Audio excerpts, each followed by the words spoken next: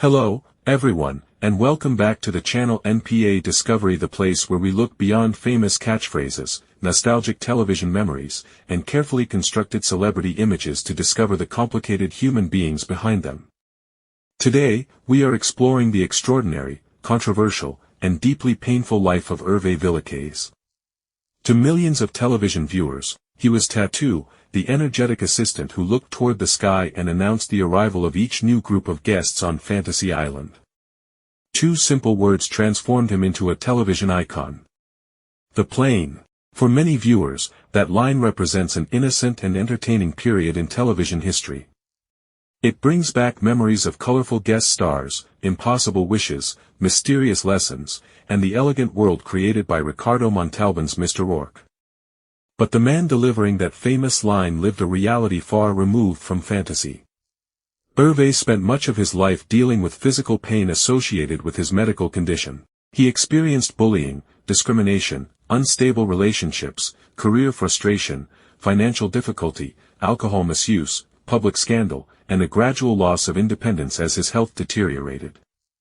Only days before his death, he gave an unusually intense interview to journalist Sacha Gervasi.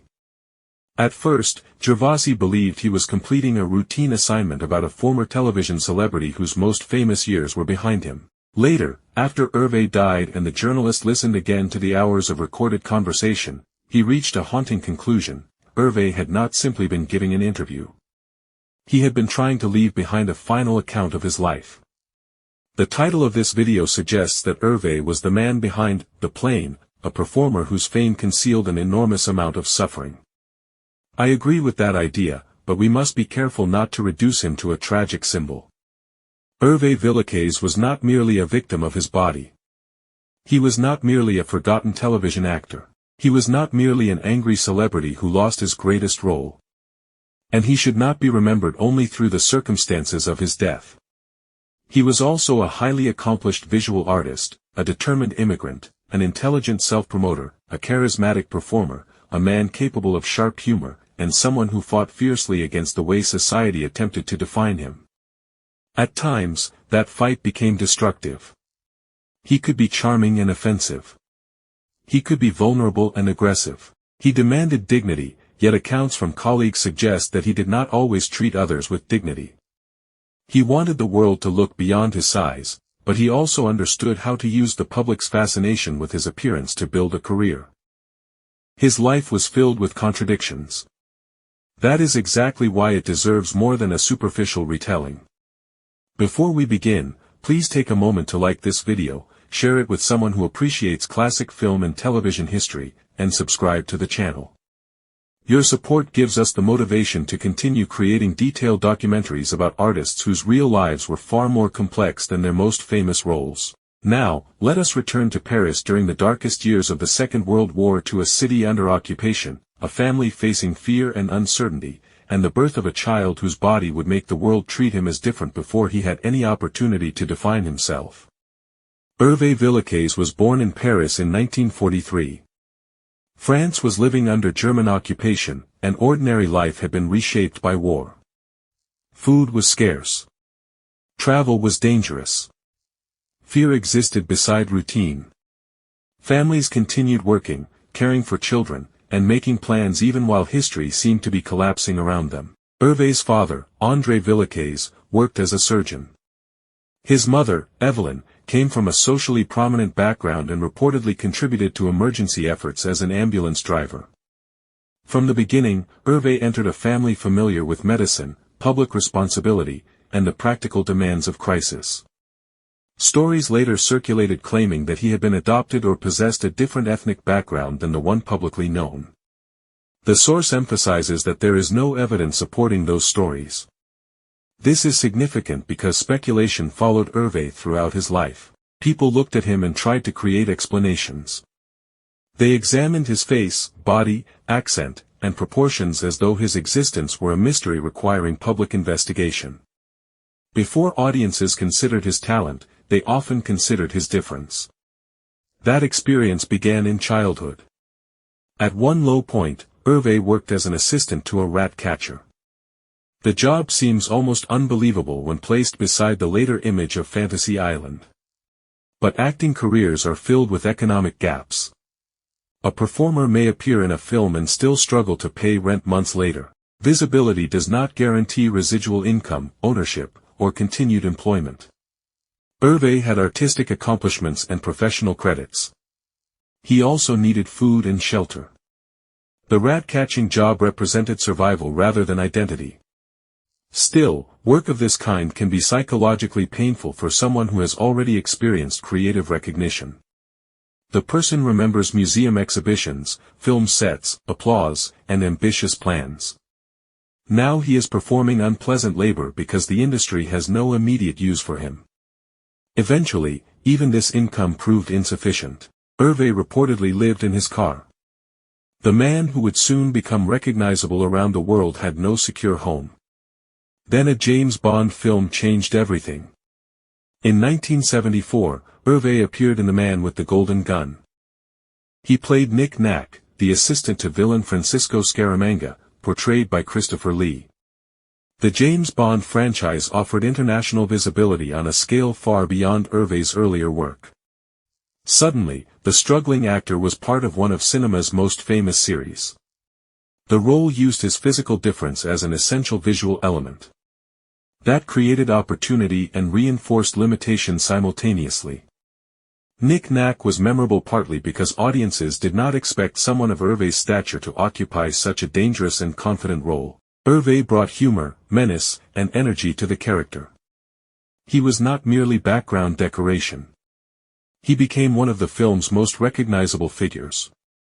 The production also had to adapt wardrobe and equipment to his proportions. The source recounts an enormous cost associated with specially made gloves. This detail shows how film production treats bodies as logistical problems. For Hervé, custom work may have represented both professional care and another reminder that nothing was designed with him in mind. Christopher Lee later remembered Hervé as deeply excited during the Bond production. Given Hervé's financial and professional circumstances before the film, the enthusiasm is understandable. He had gone from sleeping in a car to working beside internationally recognized actors on a major production. The set offered money, status, attention, and proof that his persistence had not been meaningless. People who have experienced severe scarcity often react strongly when success finally arrives. They may become generous, energetic, and intensely grateful. They may also become fearful that the opportunity will disappear. Hervé used humor with cast and crew. He joked about practical difficulties connected to his height, including hotel elevators. Self-deprecating humor allowed him to address awkwardness before others did. It created charm. But not every colleague experienced him positively. Roger Moore later described behavior that he considered inappropriate toward women on set. According to Roger Moore's later recollection, Hervé repeatedly propositioned women during the Bond production. Moore viewed the behavior as intrusive and unpleasant. We should distinguish between Hervé's reputation for flirtation and conduct that made other people uncomfortable. A man who has been denied ordinary romantic attention may develop intense insecurity. He may use fame as proof that he is now desirable. He may pursue attention aggressively because rejection once defined his life. This can help explain behavior. It does not excuse ignoring boundaries. Hervé's story is sometimes told in a way that asks viewers to forgive everything because he suffered. That approach is unfair to the people affected by his actions. Compassion should not flow only toward the famous subject. It should extend toward colleagues who felt harassed or disrespected. A person can experience discrimination and still be responsible for learning consent, restraint, and professional behavior. This moral complexity would become more visible as Hervé's fame increased. Hervé also worked in children's television, contributing physically to the movement of Oscar the Grouch. This job is rarely placed beside his James Bond or Fantasy Island roles, but it demonstrates his versatility and willingness to work behind a character rather than always demanding visible recognition. Children watching the program may not have known Hervé's name. They simply saw the trash can move. Performance often involves invisible labor. Puppeteers, stand-ins, doubles, and physical performers create details audiences accept without question. For someone whose career was frequently defined by being visibly different, anonymous work may have offered an unusual experience. He contributed without becoming the spectacle. At the same time, Hervé continued pursuing adult relationships and larger acting opportunities. His personal life remained unstable. After separating from Anne, he became involved with actress Susan Tyrrell. The relationship lasted for a period but did not become permanent. Hervé's greatest professional opportunity was approaching. Fantasy Island began in the late 1970s. The premise involved guests arriving at a mysterious resort where their deepest desires could become reality, usually with unexpected consequences. Ricardo Montalban played Mr. Rourke, the elegant and enigmatic host. Hervé played Tattoo, his energetic assistant. The pairing worked immediately. Montalban brought calm authority. Hervé brought movement, excitement, and comic energy. At the beginning of each episode, Tattoo announced the arrival of the guest's aircraft. The line became iconic. Hervé's French accent and enthusiasm made it instantly recognizable. A few seconds of television transformed his public identity. This is both the miracle and danger of a catchphrase. It gives the actor immortality. It can also trap him inside one moment. Hervé had trained as an artist, survived New York, performed on stage, worked in film, and developed multiple creative skills. The public increasingly knew him for two words. Tattoo gave Hervé financial stability and global recognition. He was no longer the actor worrying about basic survival. He received fan mail, attention, invitations, and the status of a television celebrity. For a man who had spent years being stared at as an outsider, fame changed the meaning of those stares. People still looked. Now they smiled. They asked for autographs. They repeated his line. Celebrity can feel like social revenge. The same public that once mocked the body now celebrates it. But this acceptance is conditional. Fans love the character. They may not understand the person. The performer can begin believing that recognition equals belonging. When the show ends, the conditional nature becomes painfully clear. During the height of Fantasy Island, Hervé enjoyed wealth and visibility. He also developed a reputation for conflict, demanding behavior, and continued pursuit of women on set. Success did not erase the insecurities formed during childhood. It gave them more power. Every actor wants a memorable role until the role becomes the only thing anyone wants to discuss. Interviewers ask for the line. Advertisers ask for the line. Fans shout the line in public. Other accomplishments disappear behind it. Hervé understood that Tattoo made him famous. He may also have felt that the character reduced him. This is common among actors associated with iconic roles. The public experiences the repetition as affection. The actor experiences it as evidence that audiences refuse to see anything new. The catchphrase also emphasized Hervé's accent and energy in a way that could become caricature. Tattoo was beloved, but the role was not equal to Mr. Rourke in narrative authority. Hervé increasingly questioned whether his compensation reflected his importance to the show. That concern would eventually lead to a career-altering confrontation. During the production of Fantasy Island, Hervé met Camille Hagen. They began a relationship and married in 1980. The couple lived on a property in California surrounded by animals. From the outside, the setting appeared peaceful. A famous actor had found love, money, a home, and a life away from the humiliations of his earlier years. But appearances are rarely complete. The marriage deteriorated quickly.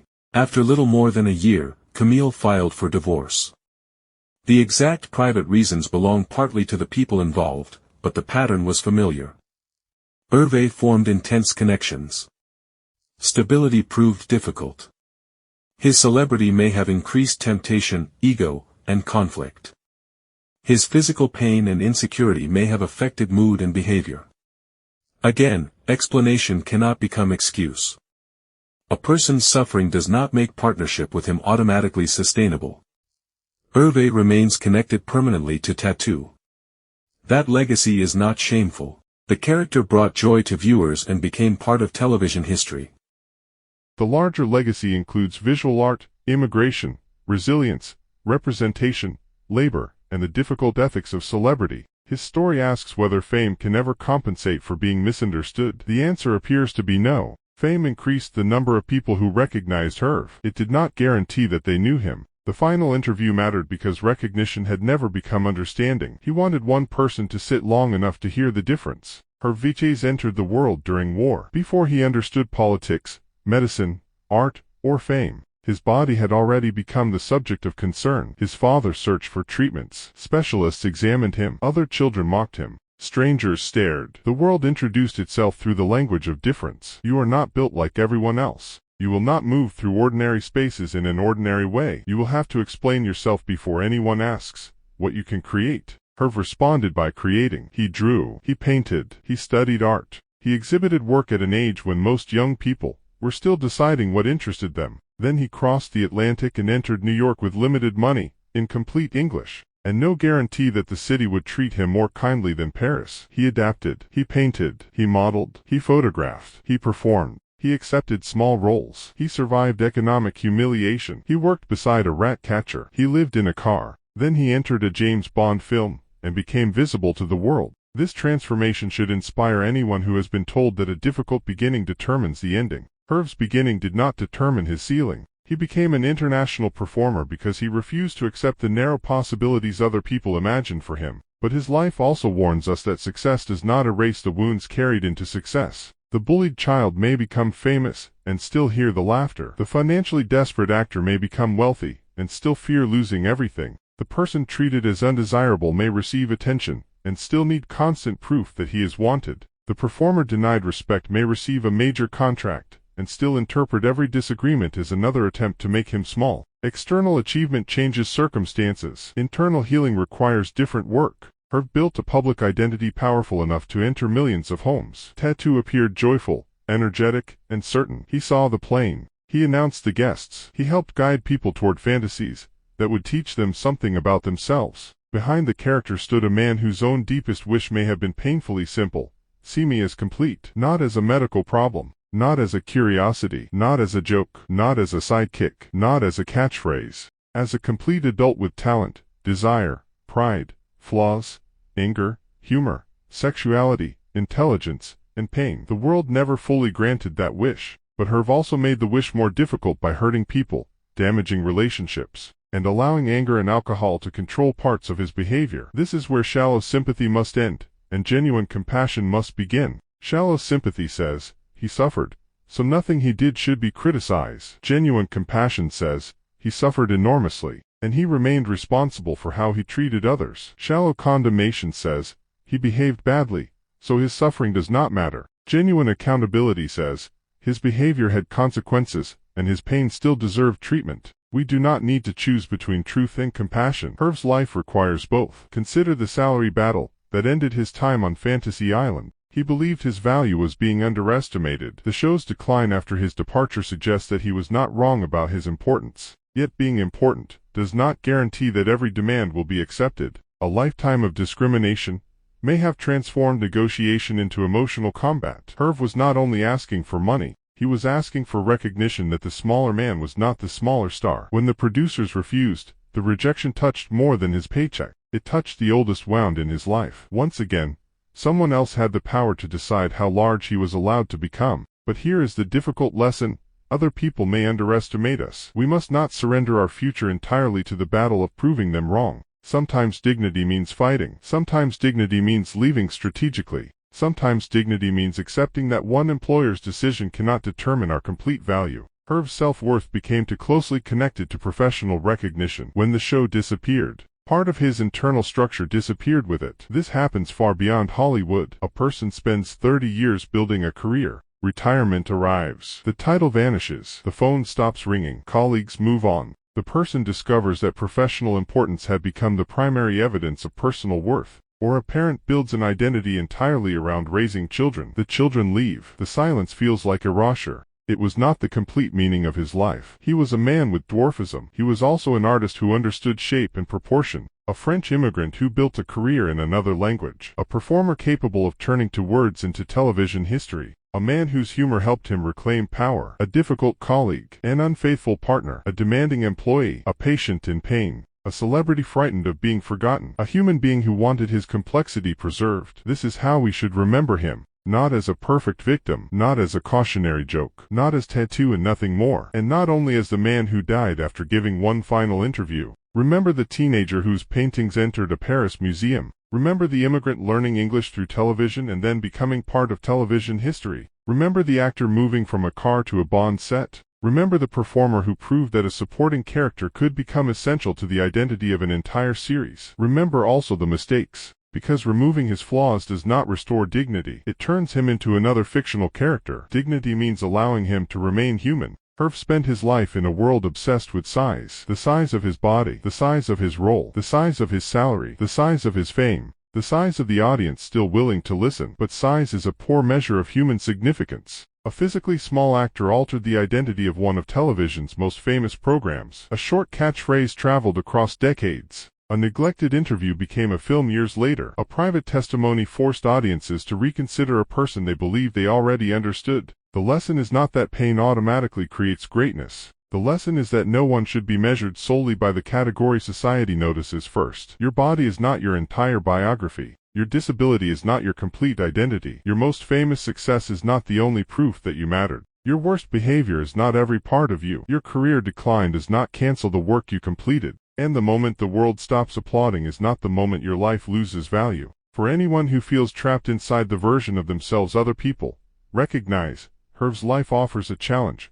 Create beyond the label. The method was unacceptable. The result revealed how little space society had given him to speak fully. We can do better without waiting for a dramatic confrontation. We can offer attention voluntarily. We can recognize that being heard is not a luxury. It is part of human dignity. Hervé Villechaize became known for announcing the arrival of a plane carrying other people toward their fantasies. His own life teaches a harder truth. A fantasy can grant fame, money, and recognition while leaving the deepest wound untouched. The wish must be named correctly. Herve did not only want to be famous, he wanted to be seen without being diminished. He wanted to be desired without being treated as a curiosity. He wanted to be respected without having to remain grateful for less. He wanted pain to stop without losing the life built around enduring it. Some wishes were achieved briefly, others remained unresolved. But the final meaning of his life does not belong to the pain alone. It belongs to the art, courage, humor, conflict, survival, and testimony that came before it. Thank you for joining us for this journey through the life,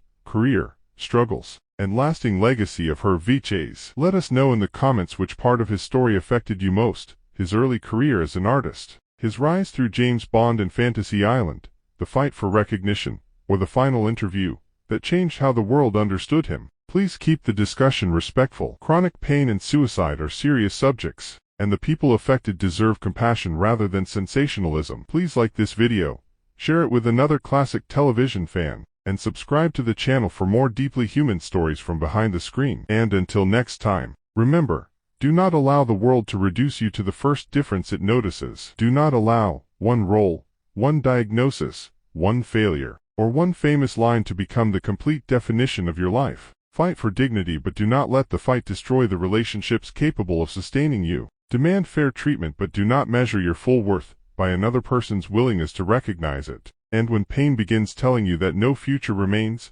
do not treat that message as truth. Pain is real. Hopelessness is real. Help is also real. Speak before the final interview. Reach out before the final note. Remain long enough for another possibility to enter the story. Hervé Villechaize spent years announcing the arrival of other people's dreams. His life now asks us to protect something more important than fantasy: the human being standing behind the role, waiting to be seen.